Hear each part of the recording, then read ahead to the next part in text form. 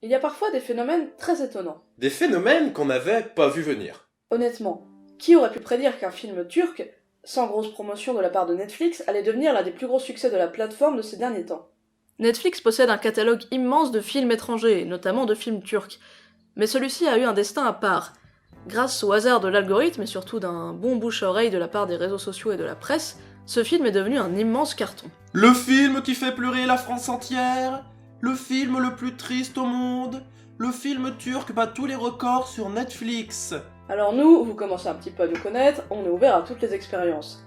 Du coup, on a voulu un petit peu se renseigner sur Miracle in Cell No. 7.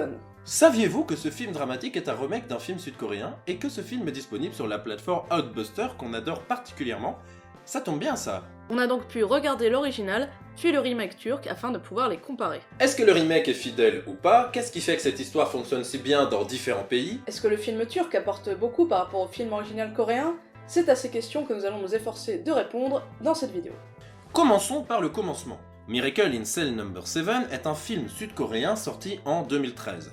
Lors de sa sortie, ce fut un énorme succès dans son pays, devenant le 3e film ayant fait le plus gros score au box-office dans ce pays. Encore aujourd'hui, il est 7e dans ce tableau. Partie de comparaison, Parasite, grand gagnant du Festival de Cannes, de plusieurs Oscars et de nombreux autres prix à travers le monde, est 19e. Le succès sera tel qu'il engendrera non seulement un remake turc, mais également un remake indien, un remake philippin et un futur film indonésien censé sortir plus tard dans l'année. Ce film raconte donc l'histoire d'un homme handicapé mental qui, voulant à tout prix offrir à sa fille un sac Sailor Moon, se verra par un affreux concours de circonstances accusé du viol et du meurtre d'une petite fille. Manque de chance, cette fille est celle d'un policier qui fera tout pour se venger. Ce film est surprenant. Si vous cherchez un drama réaliste sur la condition des handicapés et des prisonniers en Corée du Sud, passez votre chemin. Si le film montre la peine de mort comme quelque chose de peu éthique, il ne porte pas un réel message fort. Si certaines scènes ont assez larmoyantes, le ton n'est pas vraiment au grand drame mélo. C'est même plutôt une comédie à vrai dire. Les personnages sont d'adorables caricatures, le doudingue, le chef au cœur tendre qui ne sait pas lire, le sidekick comique à la coupe mulet. Le film n'est pas du tout réaliste. Dans la prison, les gardes laissent un peu tout le monde faire ce qu'il veut. La petite fille de notre héros peut entrer et sortir de la prison un peu quand elle veut. Ça fait un peu penser à la première saison de Orange is the New Black. Mais le film ne cherche absolument pas à être réaliste. C'est une sorte de fable mignonne, rigolote et touchante qu'ils essayent de nous proposer. Ça ne fait pas toujours mouche, car le sujet choisi est tout de même très délicat, mais le film est mine de rien assez feel-good. Le tout est assez cartoonesque dans les décors, les choix de mise en scène et même dans les bruitages. Il y a une certaine poésie dans ce film. On se rapproche un petit peu du film La vie est belle de Roberto Benigni, en choisissant de raconter une fable peu réaliste sur un enfant face à l'horreur du monde des adultes. Si on n'est pas totalement convaincu par la totalité du film et de certains choix comme la photographie ou la mise en scène qui laissent un petit peu à désirer parfois, le film réussit quand même ce qu'il entreprend grâce à des partis pris inattendus. Compte tenu de ce qu'on avait entendu et lu sur le remake turc, on ne s'attendait pas forcément à ce résultat-là. Et donc justement, après avoir vu l'original, on s'est jeté sur le remake afin de voir ce qui en a été fait. Le moins que l'on puisse dire, c'est que le résultat est très différent. On reprend la même trame scénaristique, mais on se rend compte dès le début du film que la volonté est d'en faire un drame tragique, plus réaliste et engagé. Ici, le film raconte l'histoire d'un berger très limité, plus que dans la version coréenne, qui veut offrir un sac, Eddie cette fois, à sa fille. Encore ici, par un affreux concours de circonstances, la fille d'un capitaine militaire qui possède le sac va trouver la mort. Malheureusement, le père de cette dernière est très méchant, très cruel et très remonté. Il sera alors prêt à tout pour venger son enfant et faire vivre un enfer à l'homme qu'il pense être son meurtrier. La première chose que l'on remarque lorsqu'on commence le film, c'est qu'il est globalement beau. Plus beau que l'original.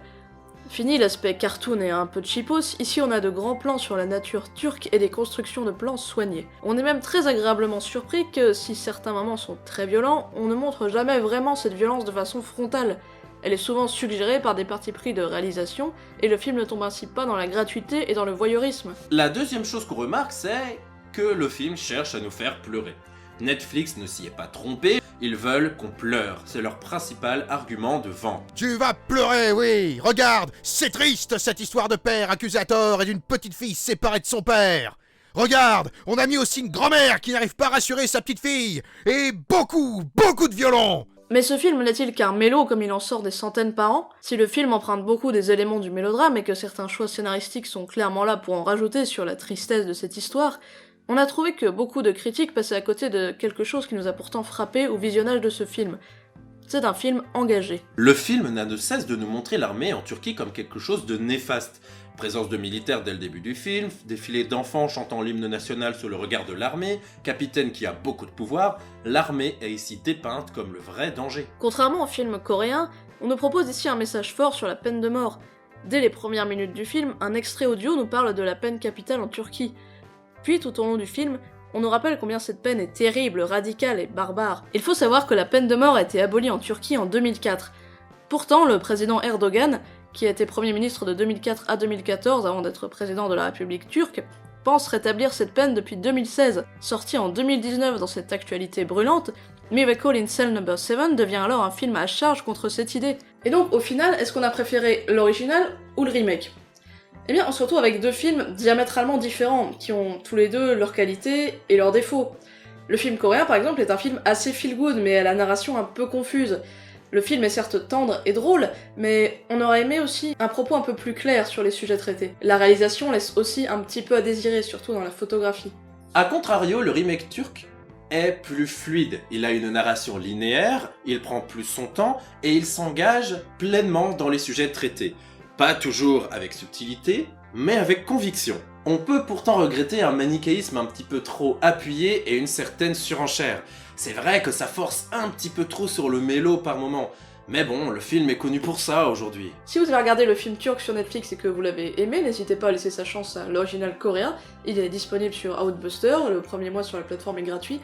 Et si vous voulez bénéficier d'un deuxième mois gratuit, n'hésitez pas à venir nous demander notre code parrain. C'est toujours très intéressant de comparer deux films pour voir que, à partir de la même histoire, on peut arriver à quelque chose de très différent à la fois dans la réalisation et dans les intentions. Et si vous avez à présent envie de voir d'autres films dramatiques turcs, on vous conseille chaudement Sibel et Mustang. Ces deux films sont deux petits bijoux qui traitent de la condition de la femme en Turquie. Sibel vous contera l'histoire d'une femme muette cherchant sa place dans une société qui la rejette, pendant que Mustang traite de sœurs qui seront punies pour avoir cherché à profiter de leur enfance et qui vont devoir fuir des mariages arrangés. Deux films qu'on valide et conseille à 100%. On espère que cette vidéo vous aura intéressé, que vous ayez vu le film ou non. En tout cas, on espère que ça vous aura aidé à comprendre un petit peu mieux ce phénomène. Si vous avez vu le film, n'hésitez pas à nous laisser votre avis en commentaire, ça nous intéresse aussi. Oui. Et sinon, vous connaissez la procédure, like, partage, abonnement, tout ça, ça fait plaisir. À très bientôt sur l'Instant T.